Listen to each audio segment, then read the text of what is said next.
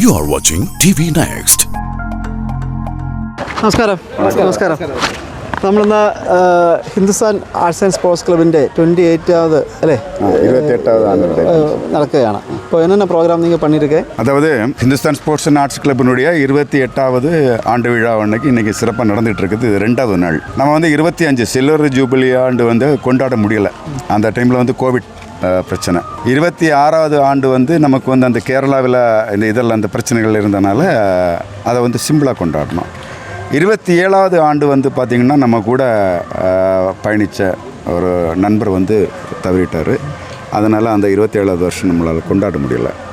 So இந்த வருஷம் நம்ம வந்து கொண்டாடிட்டோம். 2 நாள் நிகழ்ச்சி நம்ம வந்து நடந்துகிட்ருக்கோம். நேற்றைய தினம் வந்து விளையாட்டு போட்டிகள் அந்த மாதிரி போட்டிகள் எல்லாம் நடந்துருச்சு. இன்றைக்கி வந்து அந்த விளையாட்டு போட்டிகள் வெற்றி பெற்ற கிட்டத்தட்ட 80 ப்ரைஸ் இன்றைக்கி வந்து கொடுக்குறாங்க. அதுக்கு வந்து சிறப்பு விருந்தினர்கள்லாம் வந்திருக்காங்க. ஹிந்துஸ்தான் ஸ்போர்ட்ஸ் அண்ட் ஆர்ட்ஸ் கிளப்பினுடைய பயணித்த காலகட்டங்களிலும் இனி பயணிக்க போகிற காலகட்டங்களுக்கும் வித்தியாசம் இருக்குது. இந்த தடவை வந்து எங்களுக்கு வந்து நாங்கள் முதலாக வந்து 2-3 நிகழ்ச்சிகள் வந்து ஆரம்பிச்சிருக்கிறோம். ஒன்று வந்து ஹையர் எஜுகேஷன்.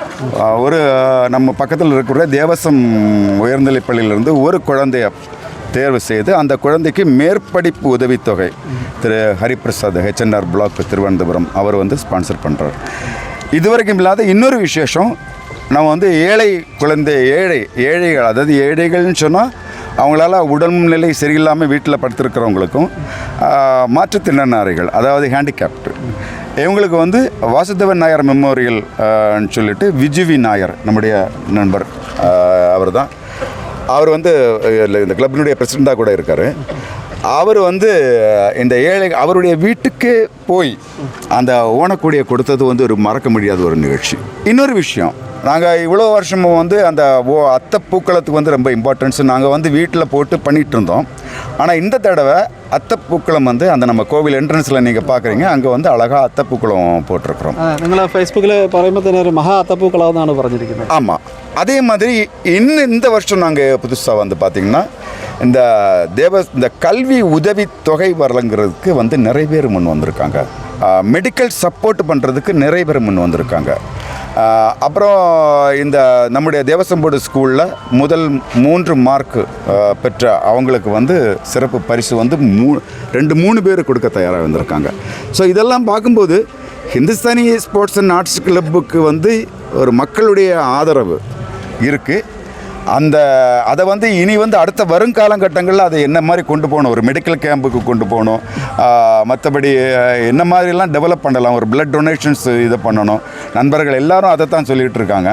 அப்போ அந்த மாதிரி வந்து இனி வரும் காலகட்டங்களில் வந்து ஹிந்துஸ்தானி ஸ்போர்ட்ஸ் கிளப்பினுடைய முகம் கொஞ்சம் நல்ல ஒரு பிரகாசமாக இருக்க போகுது. அது குறிப்பாக சொல்ல போனால் எங்களுடைய பிரசிடெண்ட்டுடைய தம்பி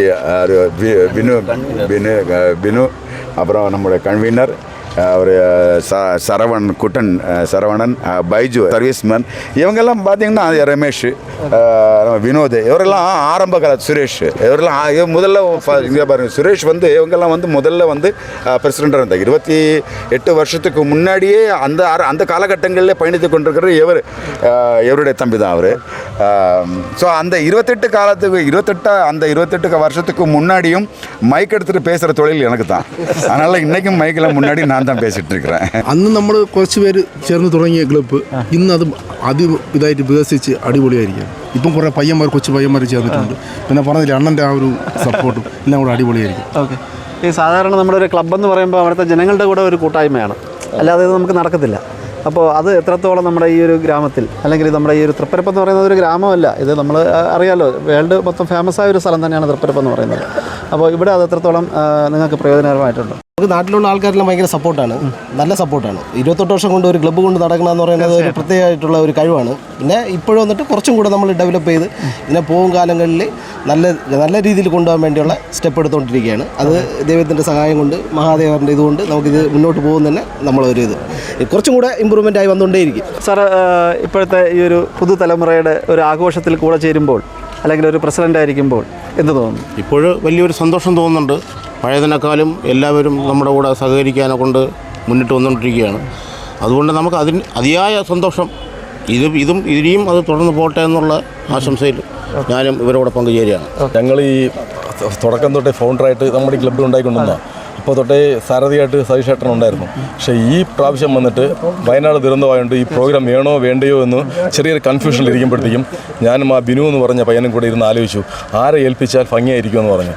അന്നേരം സതീഷ് പുള്ളിനെ ഒന്ന് ഏൽപ്പിച്ച് അങ്ങ് തുടങ്ങി വിട്ട് കഴിഞ്ഞാൽ പുള്ളി ഭംഗിയാക്കി തരുമെന്ന് പറഞ്ഞു. എനിക്ക് ഏറ്റവും വലിയ സന്തോഷം എന്ന് പറയുകയാണെന്നുണ്ടെങ്കിൽ ഇത്രയും ആൾക്കാരെ കൂട്ടാനും പുറത്തുള്ള ആൾക്കാരെ കണ്ടുപിടിക്കാനും ഒരു വാട്സപ്പ് ഗ്രൂപ്പ് ചേർക്കാനും അതിൽ നിന്ന് ഫണ്ട് ശേഖരിക്കാനും അത് വളരെ ഇമ്പോർട്ടൻറ്റ്. ഞാൻ പ്രതീക്ഷിച്ചില്ല ആ ഗ്രൂപ്പിൽ തന്നെ. ഈ ഗ്രൂപ്പ് വന്നിട്ട് ഈ Hindustani sports and arts club എന്ന് പറഞ്ഞിട്ട് ഇത്രയും മെമ്പേഴ്സിനെ ചേർക്കാനും എടുക്കാനും ഇവിടെ നിന്നല്ല ഇവിടെ ഇന്ത്യക്കകത്തും പുറത്തോട്ടുള്ള ആൾക്കാരെല്ലാം ചേർത്തിട്ട് അതൊരു വലിയൊരു കൂട്ടായ്മയായിട്ട് ഡെയിലി അപ്ഡേറ്റാണ് ഏറ്റവും വലുത്. ഓരോരോ ഫംഗ്ഷനും പ്രോഗ്രാമും അന്നേരം അറിയിച്ചിട്ട് എല്ലാവരും അറിയിക്കാൻ പറ്റി.